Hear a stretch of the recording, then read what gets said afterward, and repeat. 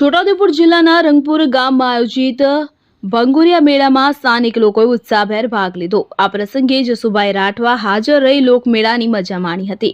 સાંસદશ્રીએ પરંપરાગત આદિવાસી સંસ્કૃતિને નજીકથી નિહાળી યુવાનો અને વડીલો સાથે મુલાકાત કરી લોકનૃત્ય તથા સાંસ્કૃતિક કાર્યક્રમોમાં રસ દાખવ્યો હતો।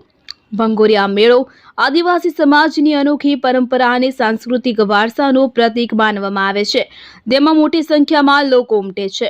મેળા દરમિયાન સાંસદશ્રીએ ગ્રામજનો સાથે સંવાદ કરી તેમના પ્રશ્નો અને સૂચનો સાંભળ્યા હતા, તેમજ વિકાસ કાર્યો માટે સહકાર આપવાનો વિશ્વાસ આપ્યો હતો। રંગપુર ગામનો ભંગુરિયા મેળો આ વર્ષે પણ ઉમંગ અને પરંપરાની જળતી ઝાંખી સાથે ઉજવાયો હતો।